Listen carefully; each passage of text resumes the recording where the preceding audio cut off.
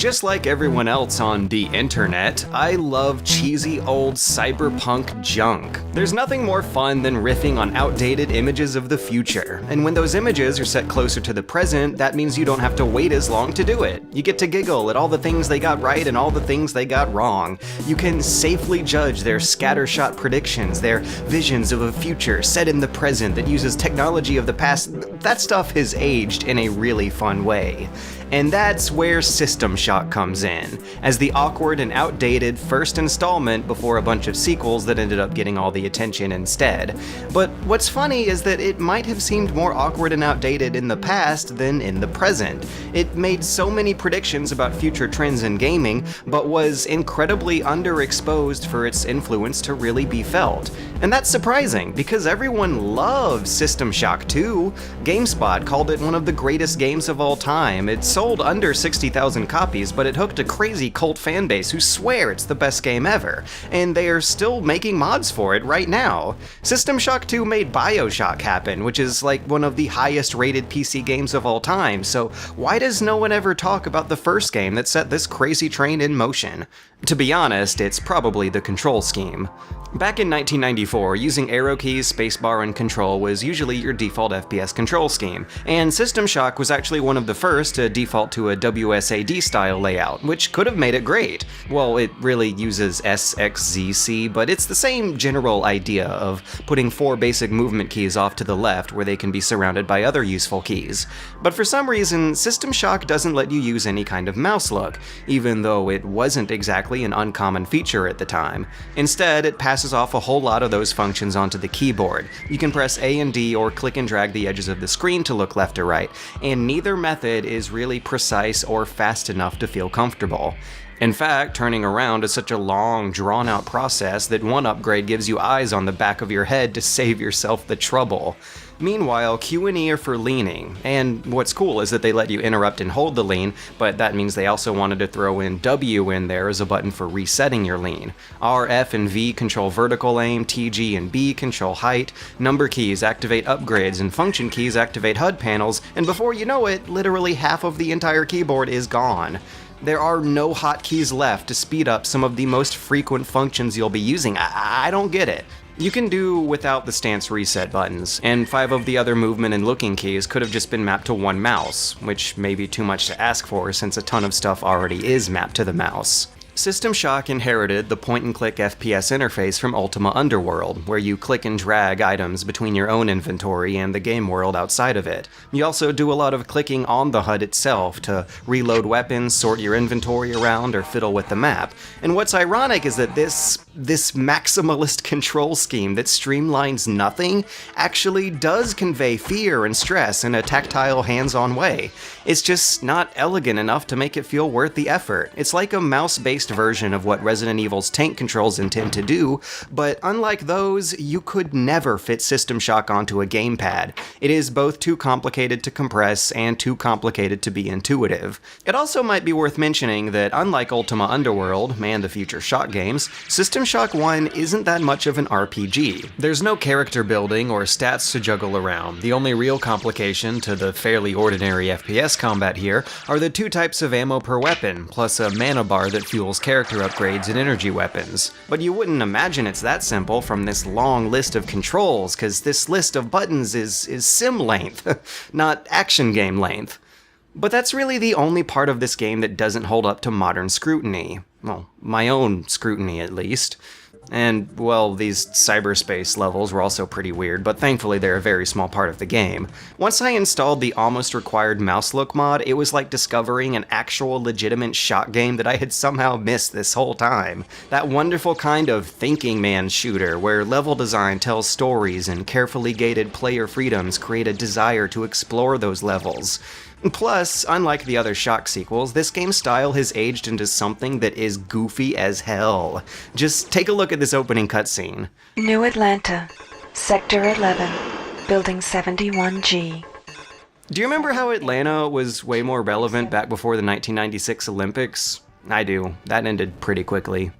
Anyways, the setup is that you're wearing this shirt when you get arrested for hacking into an orbital space station. The security crew brings you on board where their chief offers to let you off the hook if you do him a favor by giving him access to the station's sentient AI called Shodan. And anyone who's played the sequel knows what a bad idea that is. So you wake up on the station about 6 months later and everyone's dead. You don't know what happened, where to go, or what to do until a disembodied voice gives you an objective and a note on the floor gives you a key code. And there you go. You start with a little bit of blood, then a voice with vague instructions and maybe a passcode or two, and that's how every single Shock game since has introduced itself.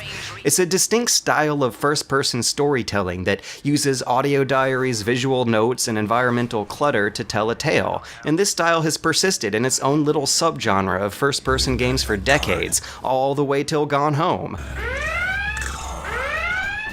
You're thrown out into this sprawling maze of interconnected, multi-layered levels. You're given some vague spoken objectives, but no real explicit directions. Finding out exactly what you need to do is done in the best way that a game knows how, through player-driven exploration. And that's helped by the kind of pseudo-realistic level design method that you also see in Deus Ex and Thief, where the levels are built in a way that evokes more architectural practicality than they do gamey linearity. Citadel Station is shaped like an axle, a vertical stack of circular floors that are all highly compressed spaces. You can get a real sense for how every inch of this place was used in the most useful way possible, and the result is a series of maps that are incredibly complicated to look at as a whole, but actually pretty accessible to navigate when playing the game. The distinctness of every room and the nifty minimap keep you from getting disoriented, and so does a kind of spokes-on-a-wheel map design that reminds me a lot of Dark Souls. You keep unlocking new branches off of a central, vertically oriented hub, and every level of that hub is built as a ring around a defined center point. There's a lot of shortcuts going on, and not a lot of space to cover, so no matter where you are, it's never a long walk from where you need to be, which is important since you do a lot of backtracking. In fact, about 4 hours in, I noticed myself backtracking to a lower level to grab a radiation suit that let me complete an objective on a higher level, and that's when it hit me. This is a Metroidvania game. But it can't be, right? It was made the same year as Super Metroid and 3 years before Symphony of the Night, and it's incredibly rare to see this kind of level design from first person, but all the basic elements are there. You've got a honeycomb map locked up not just by keys, but also by environmental hazards that character upgrades help you surpass. You have to reach earlier places that you couldn't reach before because you didn't have the level 3 biosuit or the rocket boots or whatever. You use those upgrades to uncover secrets within a constantly growing game map that you never really leave behind, and your conditioned desire to uncover those secrets ends up telling you more about where you need to go and what you need to do than the actual characters do. It's not a dialogue-driven story, it's an exploration-driven story and an exploration-driven game. It feels like the developers built the space station first before thinking about the monster placement, the tricks and the traps, or which doors would be locked and which ones wouldn't. Which makes perfect sense, given that the antagonist here is an AI who has to passively design the environment against you, rather than being able to physically block you herself. The uncanny level design, the player-driven gameplay, the audio diaries, and even the generous leaning options all make it surprisingly easy to suspend your disbelief in this game. System Shock is immersive like how Half-Life was immersive in 1998. System Shock just figured it out 4 years earlier. They figured out audio diaries, environmental storytelling, nonlinear hub levels, they even figured out Silent Hill music before that was a thing.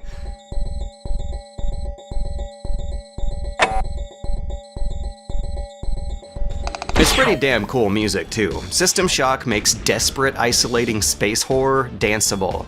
It's constantly thumping away at this rad cyberpunk soundtrack that was one of the first to seamlessly transition between different tracks of dynamic music. And some of them are catchy as hell. Do any other Nine Inch Nails fans hear the influence? Listen to the bass line.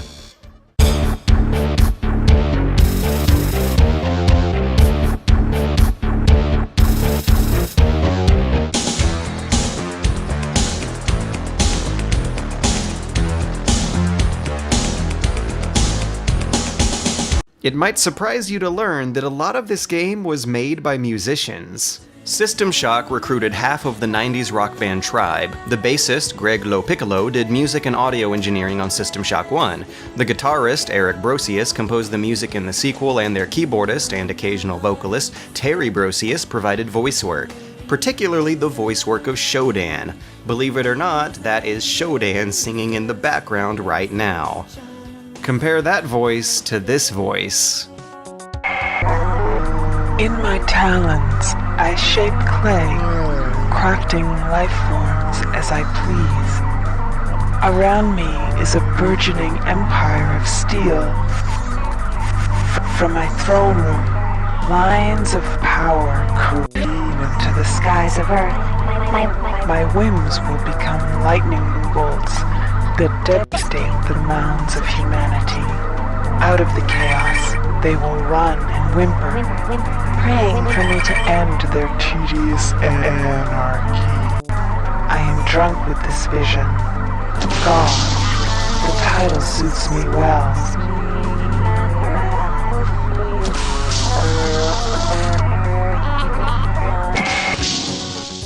I don't even know if it's just the voice that makes her such a great villain. It shares equal parts with her audio engineering. Those hand-placed blips, skips, stutters, and glitches really turn that performance into a spectacle. The audio effects used for Shodan are so iconic that they were barely changed at all for the sequel. And believe it or not, in a podcast interview years later, Greg Lopiccolo said he kinda ripped the idea for them from the 80s TV VJ Max Headroom.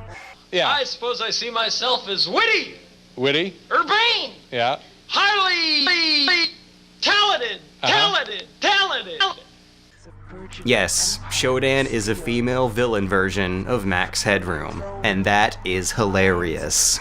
Even the voice acting for the other audio diaries, the stuff that comes off way more flat and monotone, is still delivered through so much static and audio effects that it sounds more like desperate voice acting rather than bland voice acting. There's something less conspicuous about characters who want to be heard clearly rather than characters that want to be heard dramatically. It's an excellent attention to detail, and System Shock is a game that uses little details to recontextualize the cliches of gaming. It puts an emphasis on first-person exploration rather than first-person combat. It turns a labyrinthian video game dungeon into a believable, livable space. It was wonderfully ahead of its time in all the best ways, in storytelling, level design, audio, and all the little immersive world-building qualities those things create. But it was woefully behind the times in literally the worst possible way it could have been. The control scheme and the interface that connect the player with the game were its biggest setbacks. And, well, what also hurt is that, much to the frustration of nearly everyone on the team, Origin wanted Looking Glass to release an early version of the game on floppy disks, which meant it was originally released without much of its wonderful audio work. The floppy version of the game is not the one people remember, but it is the one that formed everyone's first impression of it during its vital first few months of launch. But time has healed both of those wounds, and in 2010 someone made a mod that toggles on mouse look, and now it's possible to discover just how many interesting and wonderful things are behind the barrier of this game's controls. Just Google System Shock Portable and you'll find a packaged CD version of the game with all the necessary mods ready to go. Until GOG or someone picks this game up, it's probably safe to assume it's abandonware right now. And until then, I hope you guys have just as much fun discovering it as I did.